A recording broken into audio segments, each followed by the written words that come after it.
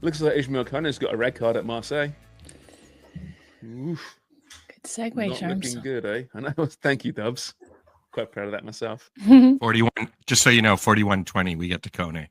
I just wrote it down. Okay, good.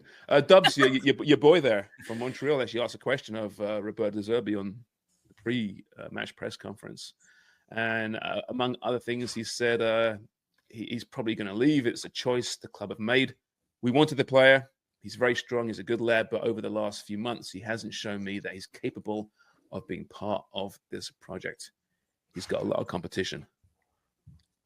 He started off okay there. Mm-hmm. Like what? I do wonder what happened. Yeah. He's had some big moves early in his career, and Marseille's a huge club. Maybe it came too soon.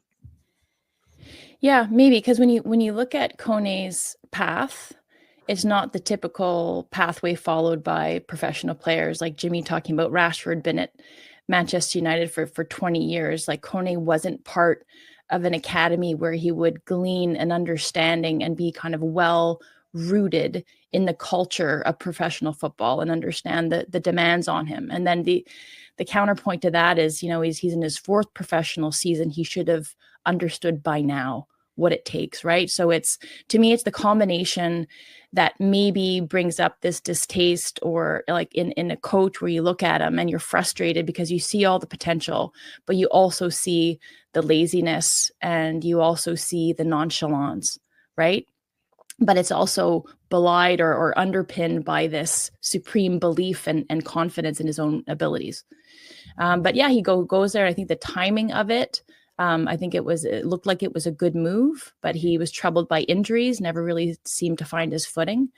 But like I listened to, again, so that was Jean-François Théotonio, who was over in France covering Nice versus Marseille, and which Nice won, right? And Bombito, who has had a groin injury, he came on, I think, and like he played maybe about a half an hour. So that was good to see, and a really emphatic win for them. But another one of friend of the show, because Théotonio listens to this podcast as a fan, so hi to JF. But another friend of the show is Ollie Brett, and he has a podcast called Au Fond des Filets, so in the back of the net. And he had Wilfred Nancy on over the holidays when he was back home. And he asked him about guys who have challenged you. And like that was cliche as a coach to say that, I learned from my players. But Nancy was saying that Georgi Mihailovic was a guy that challenged him in a particular way, Alistair Johnston as well. But Koné taught him to be patient. And he talked about this kind of meandering and atypical pathway to pro, said he was raw and often repeated the same mistakes. And Nancy was ready to be done with him. But he said that he was able to kind of shoulder the demands of dealing with a player and the youth and the inexperience of Koné by asking Olivier Renard, who was a sporting director at the time, for him to talk to him and deal with him. He had veterans like Rudy Camacho and Victor Wanyama who took him under his wing. And Wilfred Nancy is a guy who doesn't have a whole lot of rules. He doesn't like finding guys. So like they left one time, they were in preseason, Koné missed the bus. Camacho was injured. And Nancy's rule is, so you miss the bus, you're not fined, it's not written down, it's maybe acknowledged, it's noticed. But as long as you're at the training ground on time, all is forgiven. You're there to begin kind of, the little warm up and the activations, all is good. So Camacho beat the bus, was able to get Koné to the training ground and all was kind of forgiven. But he was saying that he needs to understand the value of consistent performance in training and matches, but also how to cultivate good habits off the field and what it means to be a professional. And I think in his fourth professional season, he has not yet done that. And it's going to be a problem. And if they're not unable to unload him before February 1st, which is when the window closes in France, he's going to be in a kind of purgatory as a player where he's not valued, he's not preferred. You have guys performing who deserve it, who are going to be playing on merit, in De Zerbi's own words. I mean, it's a bit of concern, isn't it? If you're under the umbrella of Victor Wanyama in Montreal, given at least certainly the last year, having heard your interview with him, didn't seem the guy that's going to be most committed to the cause. So shall we say? Well, you'll learn how to cook. You'll get some insight on how to spice some steak or something. But in that record-breaking season in 2022, he was great. It was a very different Victor Wanyama, right? Yeah. Now, I know that on the national program, Fonzie and John David really took Koné under their wing as well. But they were already established superstars who know how to get the job done. You wonder whether he had an elevated ego because of that. I'm just throwing that out there as pure speculation. You're a young guy who's really done nothing in the game just yet, and now you're hanging with the top boys. Do you feel yourself being a bit of a big time Charlie here? You know, and perhaps you're not committed to doing the small things to still learn. I'm just throwing it out there. Jimmy, is that a possibility as well for a player that, like Dub said, hasn't really quite figured it out yet? Yeah, but the problem is he's got to figure it out real quick, because just as quick as you got there, you're out the door just as fast. So, you know, football is very humbling. And sometimes when your ego gets the better of you and you think you're better than what you are at times, it can ground you real quick. And if he doesn't get out of there and he's training with the reserves, he's not playing week in and week out, it does affect you big time. So he's got to figure it out and what it means to be a professional footballer, what the demands are week in and week out, how it's all performance based. It's nice having that good contract that you have now, but if you're not performing week in and week out, you won't have that contract in the future. So he's got to mature as a young man now and understand where he is, put his ego to the side and realize he's got to get his head down and work hard. In 6 months, Craig, it's rare that a club will quit on a young player after 6 months. Now, they might loan him out and hope to bring it back at some point, but a lot of the speculation is about a sale within France or maybe to Italy. But that, to me, the fact that they're so quick to say, no, he's not for us, just 6 months kind of says it all.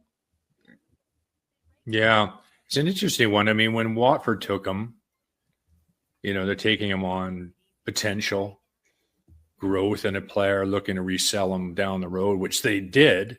But I think Marseille also took him on that potential. A lot of what he did was in the national team, wasn't it, too, that caught the eye. And that happens an awful lot and always drives me crazy and think players have good World Cups, good Euros, good international tournaments, and they can find their way into a club just on the back of those performances alone, which I find just mind-blowing, really, when you got to look at a player an awful lot longer than 3 or 4 games in a tournament. I think it's TSN's Matty Schnetti. He reported that it was based purely on his performance in the France-Canada game from Bordeaux last year. That's what was the game. There you go. Right? I mean, my God, one game. If that's the case, like, maybe you should do some more homework. But still, listen, this is a young player, right? The potential is still there. The right move. This is a crucial week for him to find the right club and what that looks like. Whether it's still in France, maybe with less eyeballs on it. I mean, like I said, don't dismiss the size of Marseille, a team that's competing for trophies as well, right? A team that hasn't got the time to afford to developing a young player in the first team if he's not up to it. They have to get results week in and week out. That loss to Nice Dubs was a huge loss. Derek Cornelius actually didn't play in that one, having been a for sure surefire starter for a long time. But he's got to get that right club, that right manager with perhaps a little bit less pressure, but a manager that won't take any crap from him and will show him the way. That's got to be key, you'd think. Yeah, but what's of concern to me is that L'Equipe was reporting that there was talk around Lazio making an offer for him, but that apparently other than that, there have not been any other offers. So is he going to languish here at a club where it's a congested midfield, it's a competitive midfield? I was talking in the dark web, is this like an issue of, yes, attitude and nonchalance and disinterest and unprofessionalism, but also like where he's being looked at in a position where he's not like ideally suited. And even Marsh was saying, like, if they're looking at him as a 10, he prefers him a little bit deeper in the midfield. And it's really competitive there, you know? So yeah, the allure looks good. And I thought what Forrest was saying about, you know, these clubs taking a flyer on a player who clearly has a wealth of potential and talent, but based on one match, right, with your national team. And I don't think he's a flash in the pan. I really do think there's something to develop here, but he really has to get a handle kind of on his own work ethic and his own reputation, really, because that's your calling card in the game, right? It's your performance, but it's everything that comes with it. So and from a national team perspective, I just mentioned Marsh. So like if you've got Tajon potentially going out on loan, I know that he got some minutes, and there's rumors that another guy that is, I think, playing that same position on the right wing might go out on loan somewhere. He might be getting a little bit more minutes there with Inter, which is good. But if he doesn't get a significant amount of minutes, and then Koné's in a place where he's in this kind of perennial limbo, like those are two big name players for a men's national team who are not going to be playing regular football. And that's a massive concern. Well, your boy Mathieu Choinière isn't playing either at the moment at Grasshoppers. You got Liam Miller, who's out for the season. Like the midfield, that was a point of depth, I think, for a while there. There's some question marks there. Eustachio didn't play this past weekend. There's always kind of a little bit of background noise about him. And at Porto, he's been playing more games in recent weeks there. But we thought it would be Koné and Eustachio, did we not? Being the future of that midfield for a long time. And now it's like, I'm not so sure. Eustachio's going nowhere as far as the camp is concerned. He's brilliant.